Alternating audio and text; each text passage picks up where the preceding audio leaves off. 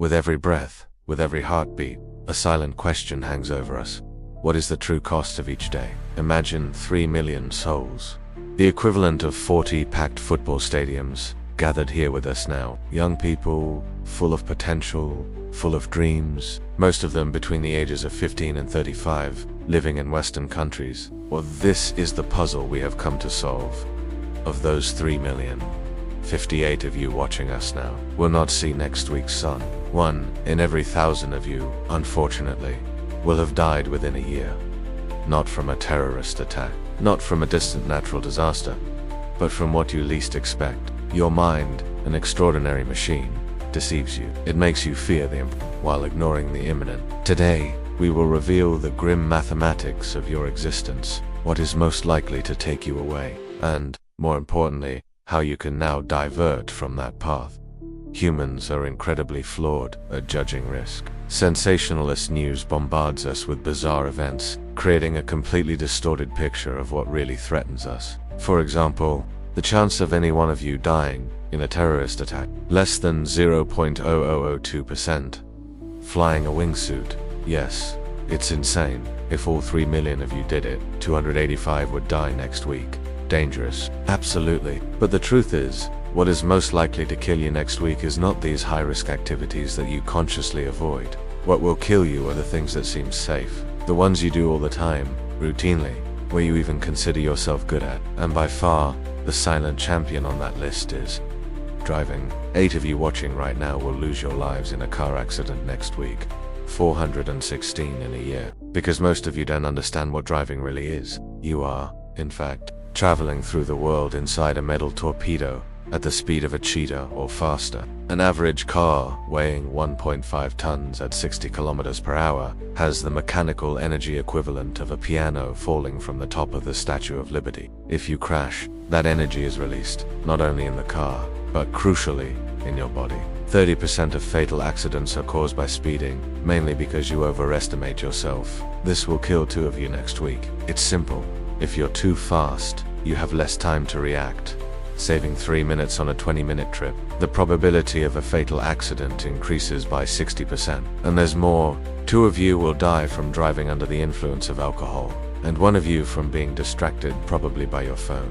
At 60 kilometers per hour, looking at your phone for a moment is like driving across an entire football field completely blind. And for the 3 of you who will die because you didn't wear your seatbelt, what an incredibly stupid way to die young. It's preventable. Slow down, avoid alcohol, and put down your cell phone. Small decisions that suddenly make your life exponentially safer. Isn't it crazy how something so everyday can be so deadly? We move from roads to the air, or rather, to falling. You would think that the danger of height is always obvious, but 26 of you will die from falling, or more precisely, from hitting the ground next year. That means that every 2 weeks, 1 of you will simply not survive a fall. Falling from a height of just 2 meters, the height of a simple ladder has approximately the same mechanical energy as a bowling ball falling from a 7-story building. You wouldn't want to be hit by that, right? And it only gets worse the higher you climb. For a 5-meter fall, the height of a large ladder, the equivalent would be the energy of a bowling ball plummeting from a 19-story building. Even a simple fall from your own height can be fatal, especially because your head is at the top, vulnerable. Now, for something surprisingly dangerous. Water. 1 of you will drown next week. Being in and around water seems harmless, but danger lurks for 3 cruel reasons. First, underestimation. You venture into strong currents or treacherous tides without realizing it. Second, overestimation. You are probably a much worse swimmer than you think. And lastly, and tragically, common, alcohol. Entering the water intoxicated makes you reckless, more susceptible to thermal shock and hypothermia. Harmless situations near water become deadly so quickly that, in the US, drowning is the 2nd most common cause of accidental death in children. Guess what a first is? Car accidents. So, if you go swimming next week, remember, make sure the water is safe. Assume that you are, at best, a mediocre swimmer. And for God's sake, be careful on cruise ships. Falling into the sea means a 60% chance of not surviving. Now we come to the most delicate point of this puzzle, to that which, unfortunately, will claim more lives among those of you watching us. And it is a topic that public discussion if sincere. Statistically, about 10 of you may die this way next week. There is something you may not know, something that can indeed save a life. Most of these deaths occur in moments of deep crisis, often triggered by traumatic events that overwhelm the ability to cope with pain. That is when coping strategies fail. Studies show that suicide rarely comes out of nowhere. There are warning signs, and, crucially, suicidal thoughts and feelings can be managed with professional help, for example, from a crisis intervention center.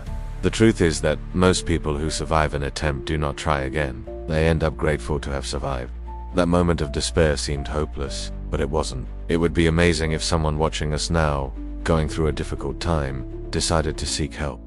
You matter. Your life matters. The world is a better place with you in it. Please stay with us. Seeking help is not a sign of weakness. It is an act of immense strength. We have left some resources in the description of this video for you. This also leads us to another truth. If you have someone in your life who is isolating themselves, expressing hopelessness, or talking about this subject, even if jokingly, take it seriously. Show that person that they are loved, that they are important. You, personally, can save a life.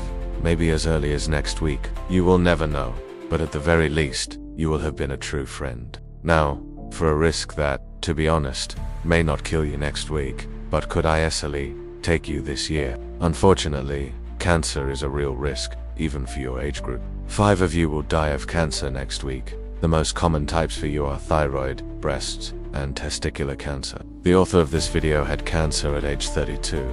If he had been aware of this risk and had regular checkups, it could have been completely avoided. This is a personal and sincere recommendation. Get checked. We have collected resources on exams and self-exams from our sources. And finally, there is one type of cancer that is almost entirely preventable. Melanoma, or skin cancer. You may be surprised at how deadly it is. As a great philosopher once said, the sun is a deadly leisure activity. It burns your skin with the energy released by trillions of tons of plasma. The solution couldn't be simpler. Been in the water.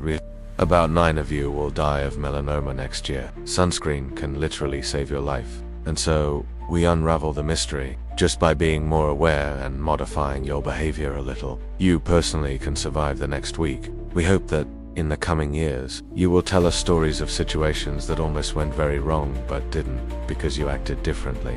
Life is simply the best thing, and we hope to celebrate it together for as long as possible. Stay curious, stay aware, stay alive.